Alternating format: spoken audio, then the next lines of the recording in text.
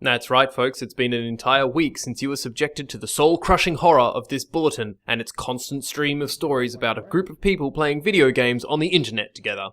Just in case you weren't already suffering incredibly from FOMO, along comes another wild Thunder Cougar Falcon bulletin.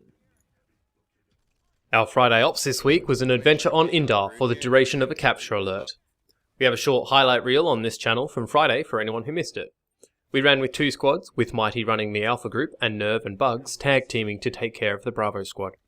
We started out by making our way to Indar Com Array to cap it for the Vanu. We had a TR force deploy in to stop us at the last minute, but they didn't leave themselves enough time to walk to the capture point, and so we took the base pretty easily. We then moved down to the Dahaka Southern for another cap, which was about as eventful as the last cap. The real fight started after we were starting to work on the AMP station, but the TR went to capture Dahaka South from the seabed listening post connection. After a pretty epic back and forth, we sadly lost control of the base. However, the TR decided to relocate to another front after that, and we were safe to leave the area to focus on reclaiming some of our territory from the NC. We had a super exciting fight at Toric Recycling Depot, both as a cap, and then trying to defend it from the NC. After this, the Alpha squad flew our Galaxy up to Indar Com Array to defend it against the TR forces that were attacking it at the time, while the Bravo team remained at Red Ridge Communications to defend against the NC who were fighting up the road from Toric Recycling. After the Alpha team had finished at Indar Com Array, we flew down to start a back cap at Toric Recycling. After that battle had completed, the team went over to start a capture at TI Alloys before making our way back to defend at Red Ridge Communications from the NC there. At this point in time, we were down to the last 5 minutes in the alert. We deployed up to Indar Com Array to defend against the TR who were on point to capture the base. Alpha dropped on the triple building next to the point, and then a TR Galaxy dropped on top of Alpha, and then Bravo dropped on top of that TR drop, and then another TR group dropped on Bravo again.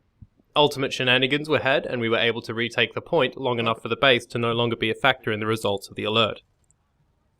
We then moved to try and help finish the capture for Crossroads Watchtower, which would have won us the alert, but alas, due to some amazing last-second point flipping, Vanu ended up coming second in the alert.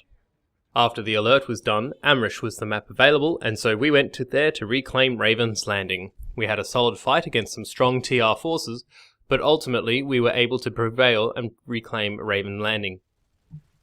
We ended the evening on a high and signed off for the night. Our Sunday night ops was an epic tale. We ran for about 4 hours on Amrish, with Mighty running an Alpha squad and Pope running a Bravo squad.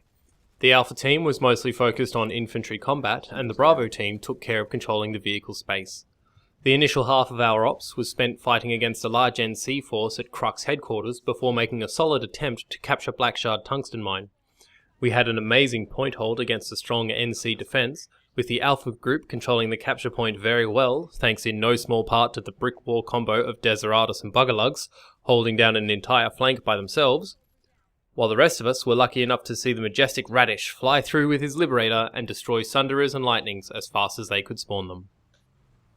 After we captured that base, the Alpha squad again moved up to Amrish Ark's reserve and made a solid effort at a point hold, getting 3 minutes into the cap versus an astoundingly large number of NC, but ultimately getting swept off the base in a wave of freedom. After some time, we found ourselves fighting at the Heyoka tech plant against the TR force.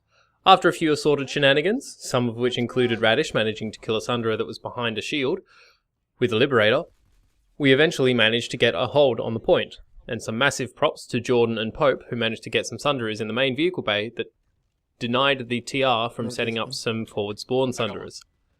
We ultimately captured the tech plant and then went back to defend Crux against the NC force that was there by coming in with a whole bunch of aircraft and bombing them back into the Stone Age. Max incoming.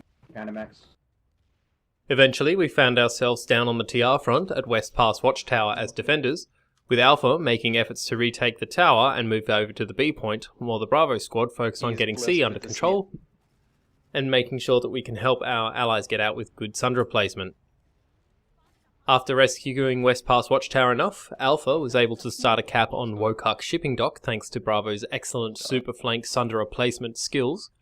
Alpha was able to succeed heartily in this capture by locking down the capture point and making sure that no TR made it in.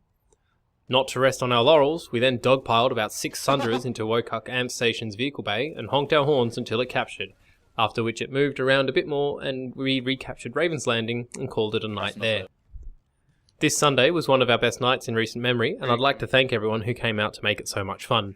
We couldn't do it without all of your collective enthusiasm for the game, and thanks to Pope and Nerve for their efforts running the Bravo squad, and to everyone who came out and had a solid evening of Planetside with us. In other game news, Terraria has more or less claimed the souls of a large group of us, with such madness as Steelgrin going for 24 hours worth of fishing for a cell phone.